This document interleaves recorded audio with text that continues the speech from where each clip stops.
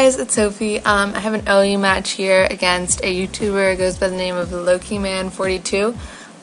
He's got lots of subs. I believe he just hit like 2.5k or something, but they're definitely deserved. So if you have time, go check him out. It'll be some fun times, good videos. Anyway, he's got this sand team going. I've got my whatever I decided to bring team, and I know he's gonna go for the Fire Blast because most T-Tars run it for Ferrothorns and what have you. But I know I can live one because a Ferrothorn is just a monster. So I want those rocks up because those are very important. So he switches into Cradily, and this thing, oh my gosh, in the sand, its defenses are crazy. It can be quite annoying. So I'm gonna bring in my jellyfish, knowing I pretty much can't really do anything to me. I think I'm thinking he's just gonna I don't even know, set up stealth rocks, which is pretty much what he did. So yeah, it is what he did. So I'm just kind of sitting here pretty happy, just setting up my toxic spikes because I know he's got a few things on his team that are gonna be crippled by that. So that's gonna help me a bit when it comes in later. And he's gonna bring in this Rotom, knowing he can T-bolt me and threaten me out of there. Not really wanting to stay in to take a T-bolt, but I actually do decide to stay in, I guess. Well, knowing that I'm very especially defensive, and knowing that now that the Cradily out of the picture, I can go for the Rapid Spin and get rid of the rocks, because those are really gonna hurt my team if they're out there. So now I think I feel pretty comfortable switching out. Because I've got the rocks gone, I've got my toxic spikes up, and there's no reason to take a useless Thunderbolt. So I switched to my Ferrothorn just in case you want. I mean, if you went for the Hydro Pump or a Thunderbolt, I'd be fine, and not thinking wanted to go for a Will-O-Wisp again, because it'd be kind of a risky prediction.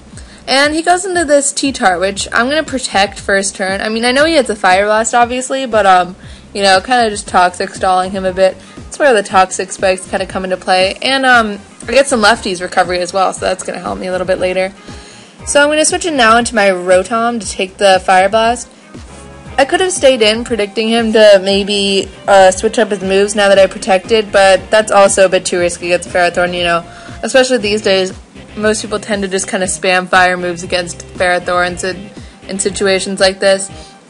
So that's fine. I'm going to take that pretty well. Just kind of go for the T-Bolt. I know it's not going to do a ton, but he can't really do too much to me, and Poison's going to rack up. So I'm feeling like a pretty good position right now. Though he's really got no reason to switch out, because it's not like we have a weather war here or anything. It's good for him that he's going to get some damage on my Rotom, and it definitely did not hurt him staying in. I went for the T-Bolt originally, thinking he might want to switch out. Not really sure. But I could tell after the first T-Bolt that he was happy to just let that thing die, so then I went for the Hydro Pump. Now this Terrakion's going to come in, and it's going to be another Pokemon on his team that gets hit by the Toxic Spike, so I think those were the only two, but that was pretty good. I'm going to bring my Ferrothorn in, thinking, I'm pretty much knowing I could survive a Stone Edge since it's resisted, but he gets a crit, which is, it's unfortunate, but I would have ended up foddering myself off anyway, I think, to get a free switch into my Hydreigon. It just would have been nice to have this thing leech seeded or something to get some recovery. So he's going to go for the Stone Edge, and that's going to do a ton because it's super effective. But I know Draco Meteor will bring him down to where Poison will kill him, so this is where Poison definitely came into play and helped me a lot there. So I'm sitting pretty cool. I know I'm at -2, but now I get to see what he wants to bring in. He's gonna bring in this Excadrill, and I'm like, oh, this is unfortunate. It's Steel type, so it won't get hit by the Poison. But I know if I bring Gliscor, there's really nothing this can do to me. I actually really love Gliscor. Like, it is the most amazing physical wall ever. But anyway, I'm gonna take that Rock Slide like a monster. Just go for the Ice Fang, see how much it'll do. And I wanted to pop its balloon and then go for the Earthquake. That was kind of my thought process, and I get a crit. And yeah, that mattered, but whatever. I'm gonna go for the Swords Dance, knowing he's gonna switch out probably into the Rotom, which will just get the Levitate on the Earthquake. And at this point, I'm like, oh well, that Swords Dance doesn't help me because this guy's out now. And so now I go into Hydreigon to take the Hydro Pump. Just kind of I was thinking maybe I could take it since it's resisted and everything, but I don't. So fodder's fine. It's not like I would have done much to the Rotom anyway.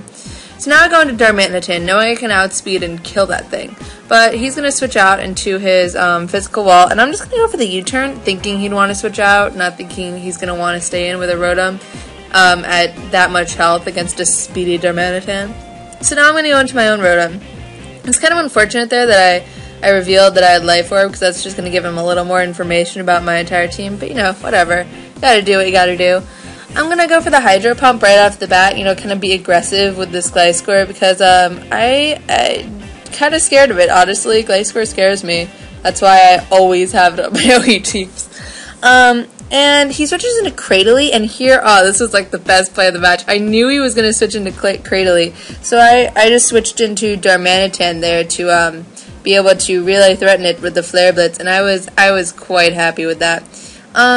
Thinking he might want to think that I might over-predict and go for the U-turn since I just predicted there, I then just go straight for the Flare Blitz. So, you know, some crazy mind games going on here.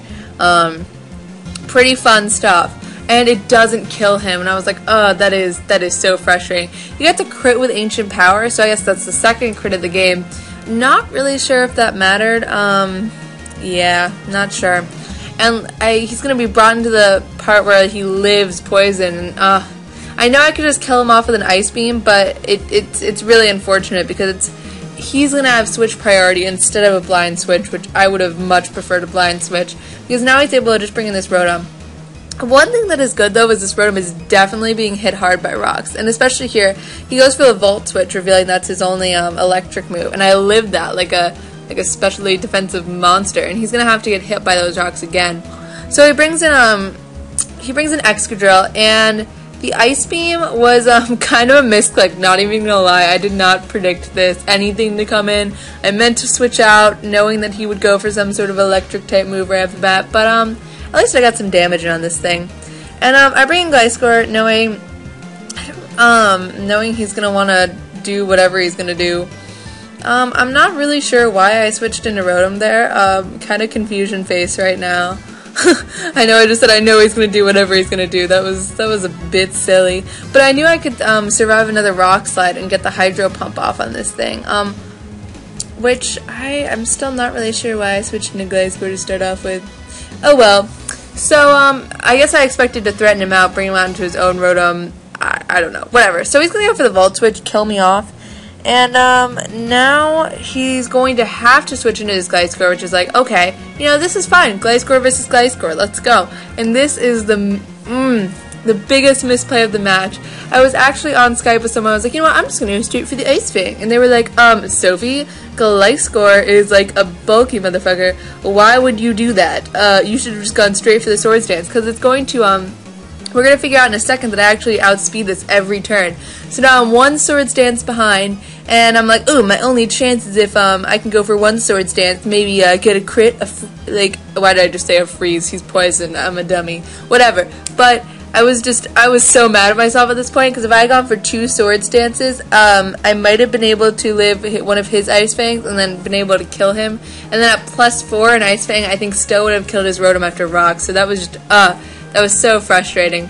So that was a 2-0 for Loki, but that ending thing was so frustrating. Anyway, thanks for watching, guys. I really appreciate all the feedback I got on my last video. I know it was a little bit scary, just like putting myself out there like that, but I really appreciate all the likes and views. I know I say that every video, but I really do.